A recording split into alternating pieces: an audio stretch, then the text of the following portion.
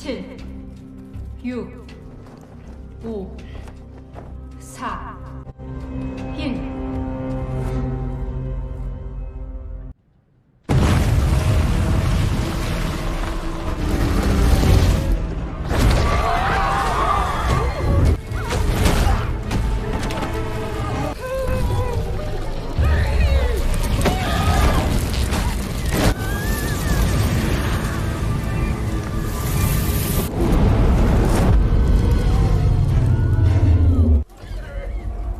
Oke, kembali lagi bersama saya, host tercinta kalian yaitu Andrian, untuk menemani kalian dalam menonton film-film menegangkan yang pastinya sangat seru ya. Baik, sekarang kita akan melanjutkan part kedua dari film Hellbound. Oke, tanpa panjang lebar lagi, langsung saja kita putar intronya.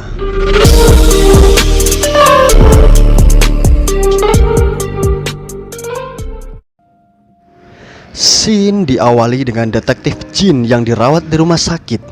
Ia menyadari bahwa tak ada orang yang dirawat sama sekali di rumah sakit. Bahkan saat ia melihat semua keadaan, tak ada seorang pun yang muncul di tempat ia berada. Karena bingung dengan hal ini, ia membuka TV untuk mengetahui informasi apa yang terjadi pada kota Seoul setelah demonstrasi Ibu Park.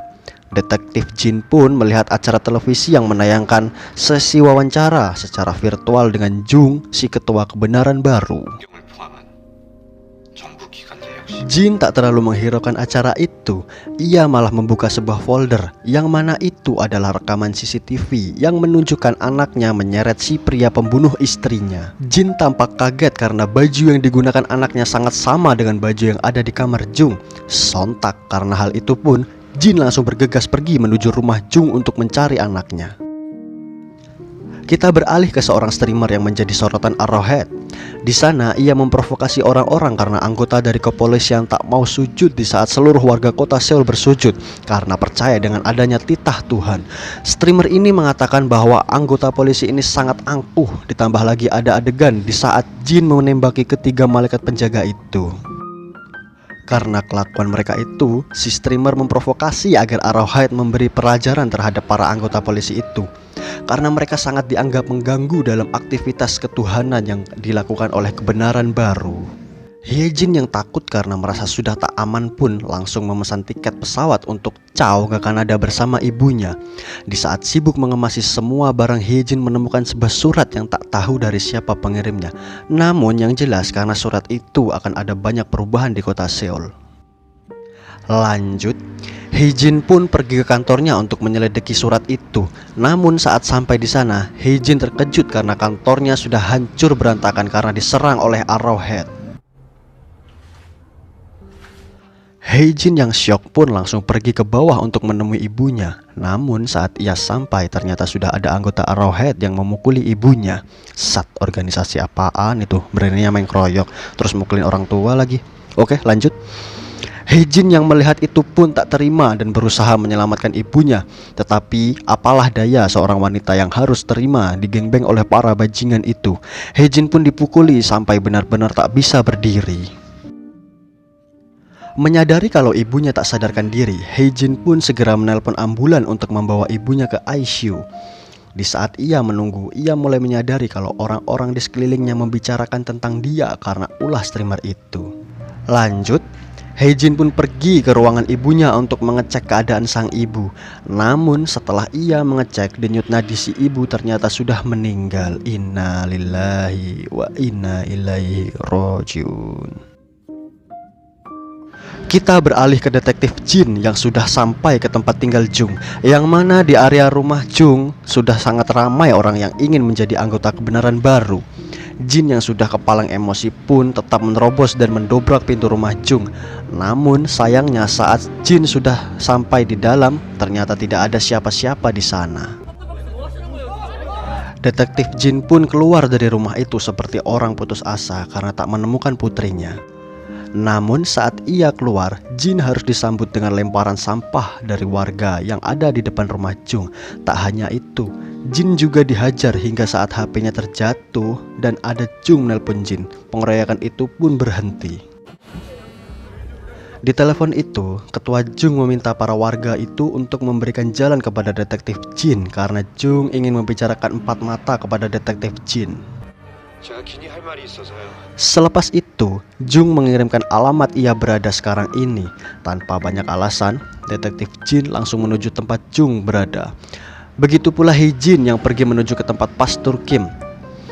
Sesampainya di tempat Pastor Kim, ia disambut dengan baik. Hee Jin pun menanyakan wawancara Pastor Kim kepada Jung, yang langsung saja Pastor Kim menunjukkannya. Ya, ternyata isi rekaman itu adalah titah kematian Jung, yang mana itu akan terjadi hari ini. Hee Jin pun meminta salinan rekaman itu, namun ternyata Pastor Kim menghapusnya karena tujuan Kim mengundang Hee Jin adalah untuk membunuhnya. Di sini Pastor Kim sudah membuat kesepakatan kepada Jung untuk menjaga rahasia kematiannya. Sebagai imbalan, Jung memberikan kekuasaan kebenaran baru kepada Kim. Dan untuk tugas Kim yaitu membunuh pengacara Hee Jin karena ia berpotensi merusak semua rencana itu. Hee Jin yang mulai ketakutan pun lari keluar. Namun ternyata ia sudah dikepung oleh anggota Arrowhead yang siap membunuhnya. Dan lagi-lagi Hee Jin dipukuli oleh kelompok iblis itu sampai ia tak bisa bangkit lagi. Ya, kemungkinan pengacara Hee Jin di sini sudah mati, tetapi saya juga tidak tahu karena bukan saya produsernya. Beralih ke detektif Jin yang sudah sampai ke lokasi Jung. Ia mencari-cari keberadaan Jung ke seluruh ruangan hingga akhirnya mereka pun bertemu. Di sini Jung ingin menceritakan kisahnya yang ternyata ia sudah menerima titah kematian dari 20 tahun yang lalu, yang mana titah itu muncul ketika Jung masih usia anak sekolah. Jung yang dibuat penasaran serta rasa takut seumur hidup itu pun mencari-cari informasi dari kasus yang sama. Ia juga bingung dosa apa yang ia perbuat sampai ia harus masuk neraka. Nah, karena dari situlah Jung merasakan ketidakadilan hingga ia membuat organisasi kebenaran baru untuk menciptakan ketakutan dan seolah-olah membuat yang jahatlah yang menerima titah itu. Di akhir pembicaraan, Jung juga memberitahu kalau ia akan mati dalam hitungan menit dan sekaligus memberitahu Jin bahwa Hee Jung sudah menunggunya di rumah. Jin diberikan dua pilihan oleh Jung, antara ia merekam kematian Jung dan mempublishnya lalu terjadi kepanikan, atau tutup mulut dan merasakan sistem yang baru saja dibuat oleh Jung. Jin pun memilih diam.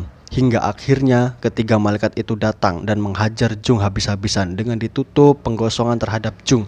Dan setelah kejadian itu, Jin pun pulang dan menemui anaknya.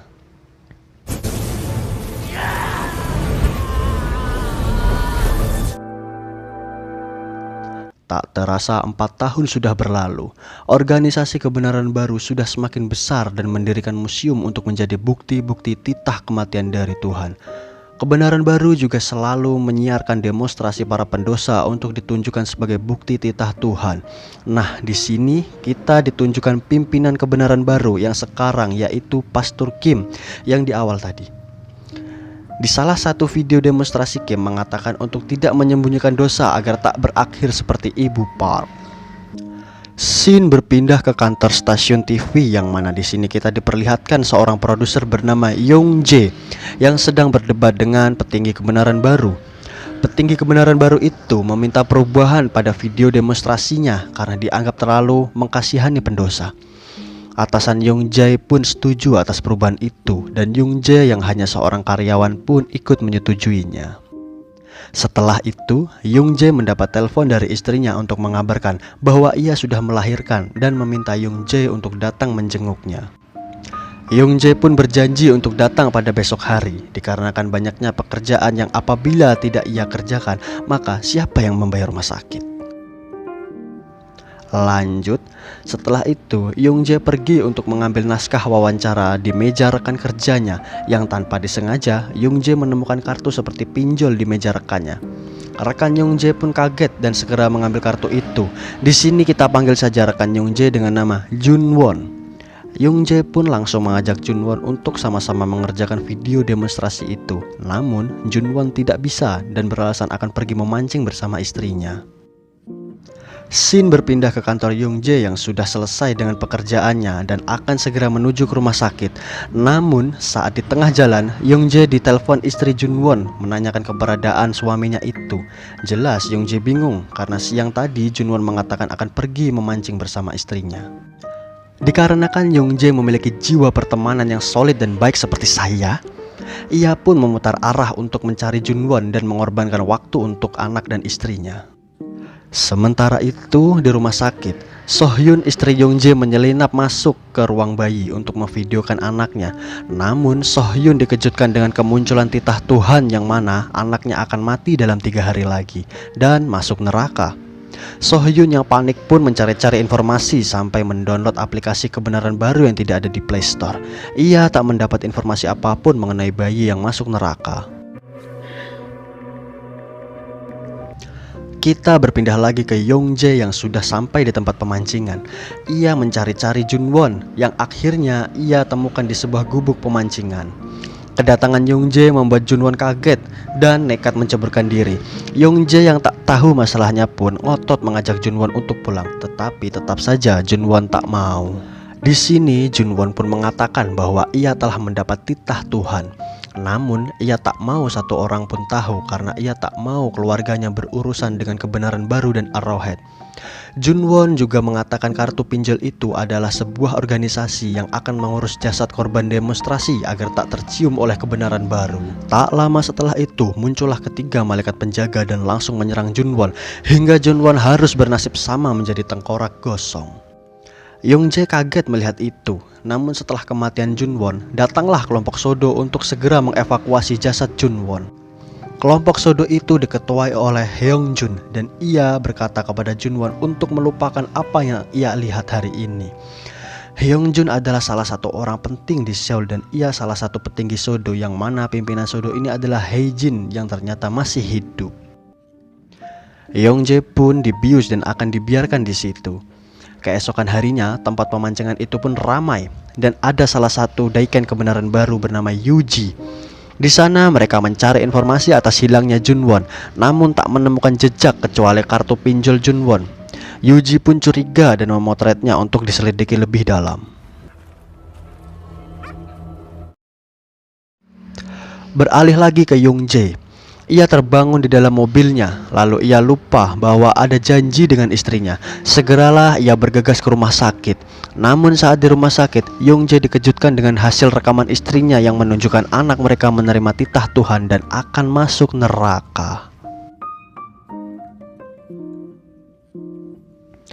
Istri Yongjae pun bertanya-tanya apakah ia melahirkan seorang pendosa, karena pada dasarnya bayi baru lahir itu suci tak memiliki dosa.